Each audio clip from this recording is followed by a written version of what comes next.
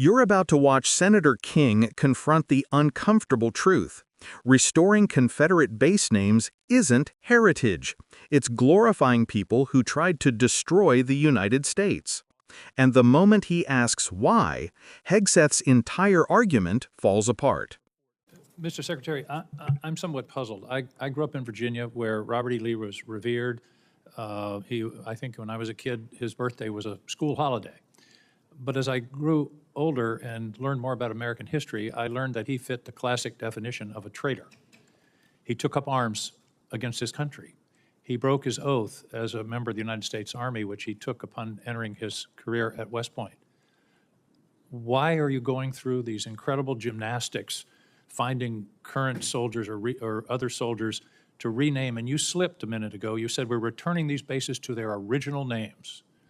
Robert E. Lee, leading general of the Confederacy, Pickett, the other names. Why are you doing this? I don't understand what the motivation is to rename bases for people who took up arms against their country on behalf of slavery.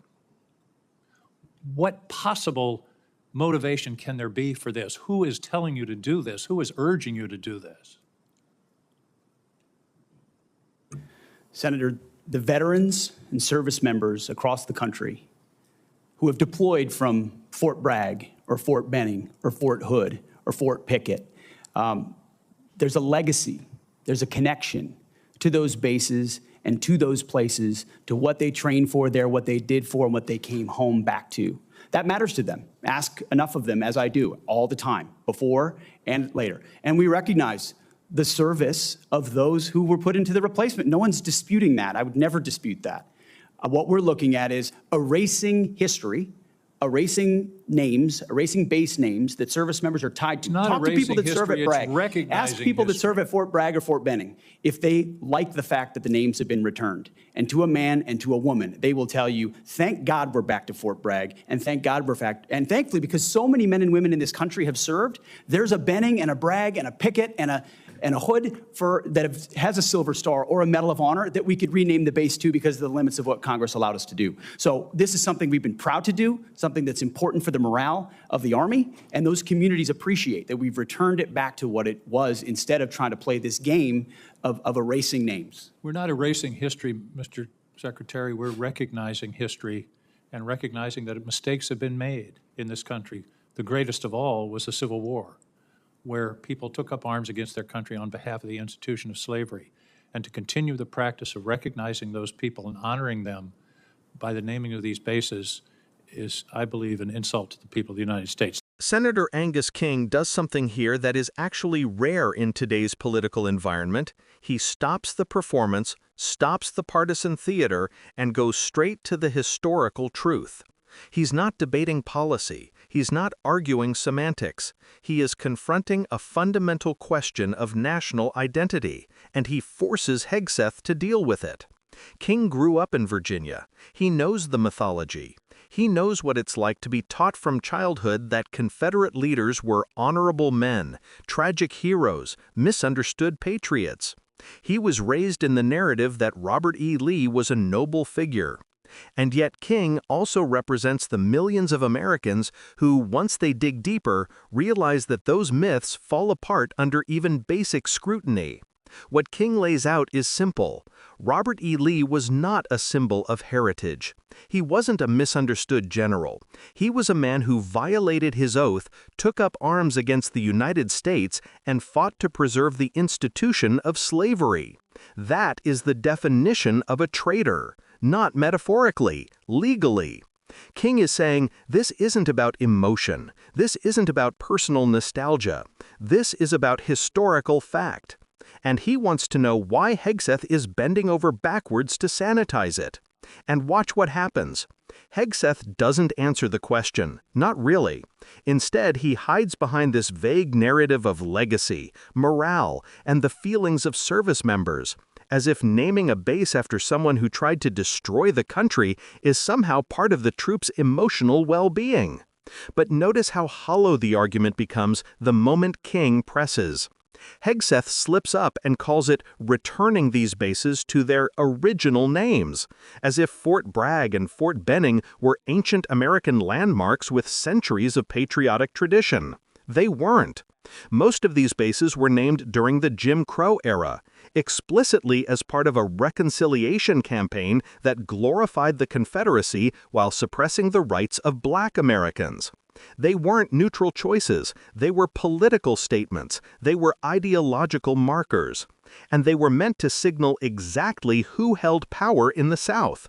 That's the part of the conversation King is dragging back into the light. These bases didn't get their names by accident. They were chosen because the federal government at that time was willing to appease white supremacist sentiment in order to maintain social order. That's the history Hegseth claims he wants to preserve, but it's the history he never wants to actually talk about, because talking about it means acknowledging that honoring Confederate leaders was never about honoring the troops.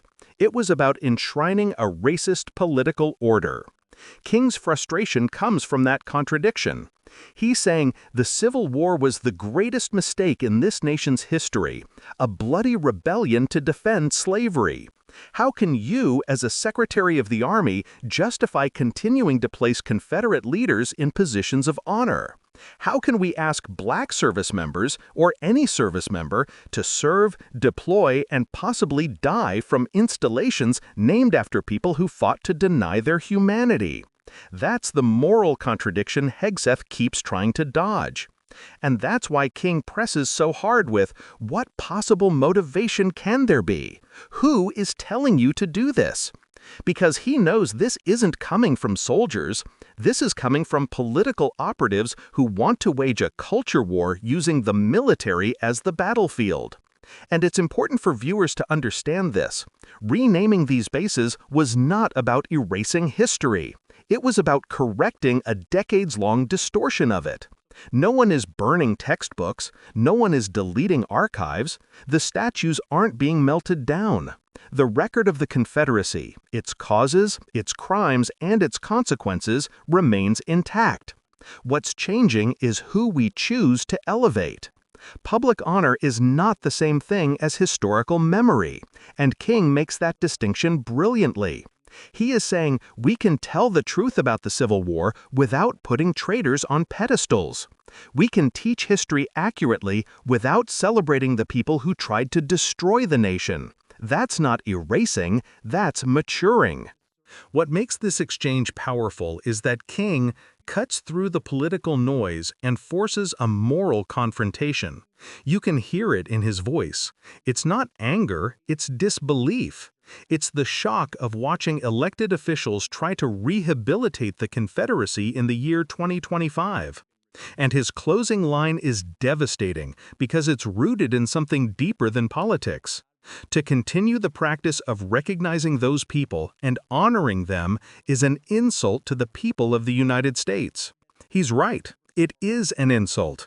An insult to history, an insult to truth, an insult to the millions who fought to preserve the Union, an insult to Black Americans whose ancestors were enslaved by the very men Hegseth wants to re-honor, and an insult to every service member who has ever worn the flag of the United States, not the Confederacy. If you found this breakdown helpful and you want commentary that cuts through propaganda and gets to the real history behind these political fights, make sure you're subscribed. Hit the like button, share this video, and drop a comment telling me whether you think Confederate base names should have ever existed in the first place. Your support helps this channel keep doing the work the mainstream often avoids, bringing context, clarity, and truth back into the conversation.